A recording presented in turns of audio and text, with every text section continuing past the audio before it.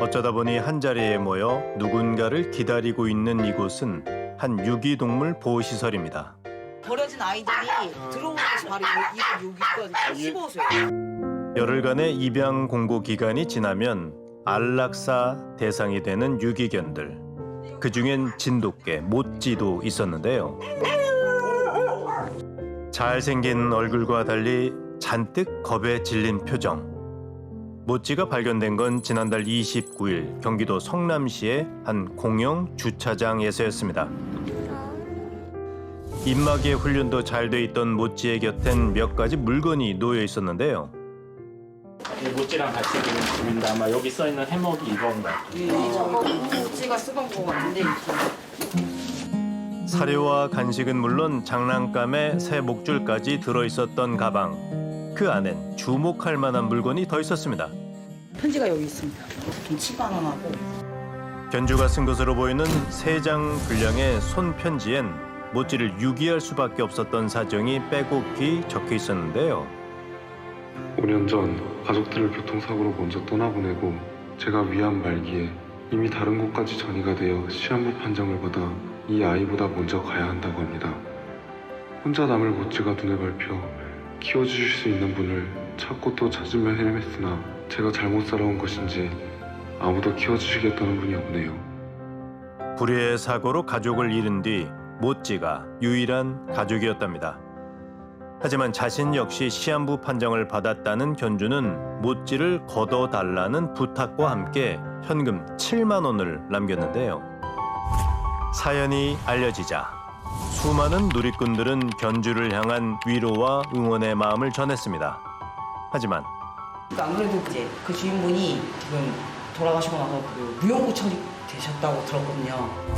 모찌가 보호소에 온 뒤 안타깝게도 견주가 숨졌다는 소식이 전해지며 슬픔은 더 커졌는데요. 그런데 궁금한 이야기 앞으로 뜻밖의 연락이 왔습니다. 그냥 딱 보고 코치 닮았다라고 생각을 했거든요. 얼굴 패턴이라던가 그 친구가 하고 있던 하네스라던가. 근데 그 모찌라고 했잖아요. 5년 전 당시에도 코치하고 했었다가 모찌라고 했었다가 두 개로 불렀었어요. 그러고 보니 견주가 쓴 편지에도 호치라는 이름이 언급돼 있었는데요. 지혜 씨가 호치의 견주 장 씨와 알게 된 건 5년 전이었다고 합니다. 그 사람이 가족을 잃었다, 와이프를 잃었다라고 한 걸 들은 게 이미 제 기억엔 5년 전 일이고, 근데 발견된 편지에는 지금 시점으로부터 5년 전이잖아요. 한 10년 전이었어요, 그건데. 그렇죠. 그렇죠. 장 씨의 비극적인 사연이 어째 수상하다는 겁니다. 돌이켜보면 지혜 씨는 예전에도 마음에 걸리는 일이 있었다는데요. 그 당시에도 뭔가 걔를 그렇게 막 책임감 있게 막 그런 느낌은 아니었어요. 뭐 호치 밥을 살 돈이 없다. 그래갖고 제가 저희 강아지가 먹는 밥을 싸서 만나서 전해주고 그랬었거든요. 그렇다면 지혜 씨가 아는 호치와 유기된 모찌는 정말 같은 개일까요? 보시면 오른다리 하얀 점과 가슴 쪽으로 비춰진 하얀 점들이 있잖아요. 이런 패턴의 모습이 거의 흡사하고요. 그 얼룩 무늬가 있잖아요. 호피 문양이 들어가 있는 그 무늬가 만약에 살이 찌거나 빠졌을 때는 약간 틀려 보일 수는 있으나 그 큰 변화를 갖지는 않거든요. 호피 무늬의 모양과 흰 반점의 위치 등으로 봤을 때 동일 견일 가능성이 높다는 건데요. 그렇다면 더 궁금해집니다. 견주가 편지에 적은 내용은 어디까지가 진실일까요?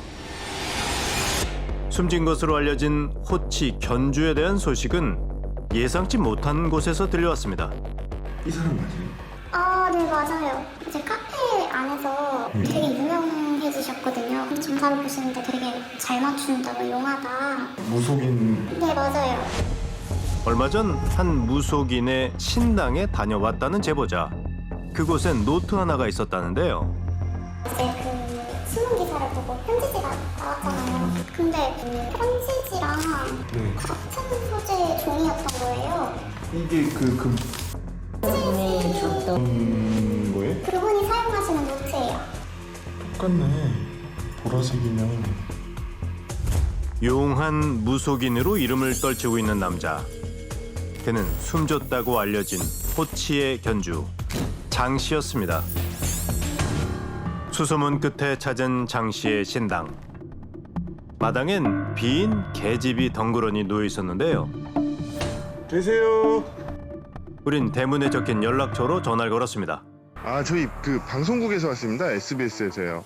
호치 네. 견주분으로 알고 있어서요. 제가 호치라는 강아지를 키웠던 건 맞아요. 근데 뭐 때문에 그러세요? 지금 강아지는 그럼 어디 있어요?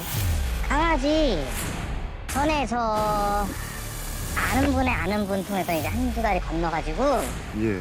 제주도로 갔다고 알고 있어요. 호치가 지금 유기가 돼가지고요. 호치가요? 네. 제주도에서 잘 살고 있다고 들었는데요. 그게 언제쯤인가요, 그러면은?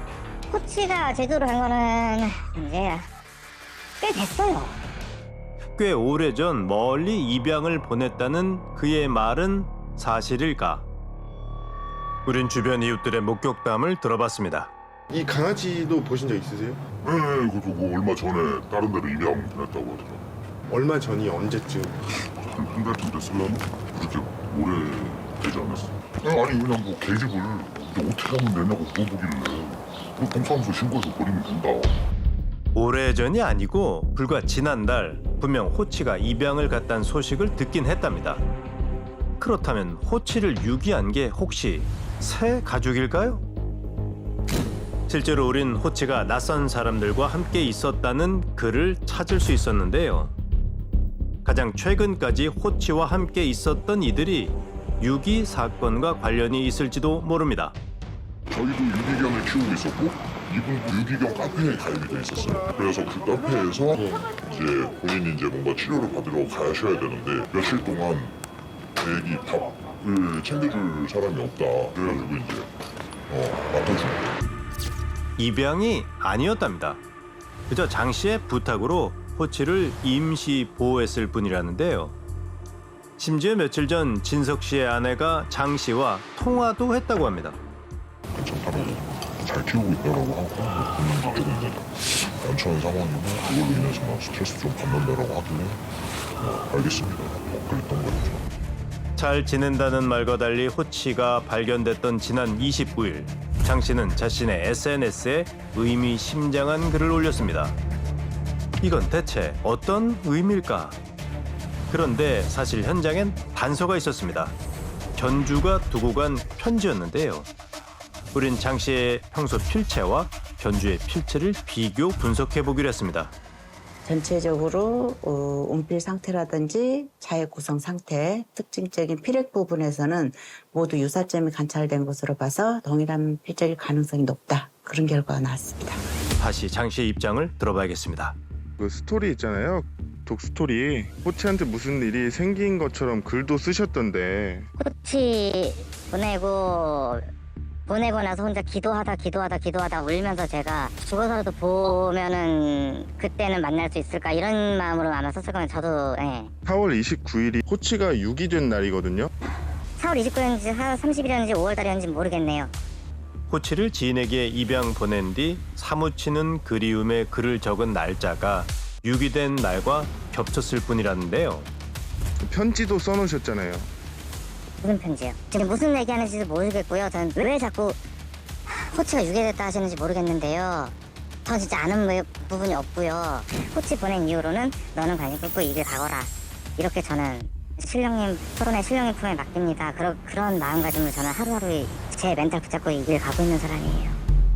그저 신령님의 뜻에 따라 호치와 이별을 했을 뿐 호치가 유기된 일에 대해서 전혀 아는 게 없다는 장 씨. 저는 호치가 잘 적응해서 살고 있다라고선 그렇게 애써 생각하고 저도 호치랑 그렇게 아프게 이별을 했고요. 그거 생각하면 저도 다시 또 눈물 나고 대성통곡을 하게 될 것 같네요. 그가 호치와 이별해야 했던 이유는 오직 신령님의 뜻 때문이었을까? 그런데 우리가 만난 사람들의 얘긴 달랐습니다. 이제 말하자면 무속인들은 기도하러 가고 그러잖아요. 그럼 여기다 놓으면 개 보호해주는 사람들이 와서 밥도 주고 물도 주고 운동도 시키고 얘기하는 거 들어보니까 비용이 만만치 않더라고. 얼마나? 하루에 글쎄 몇 7만 원?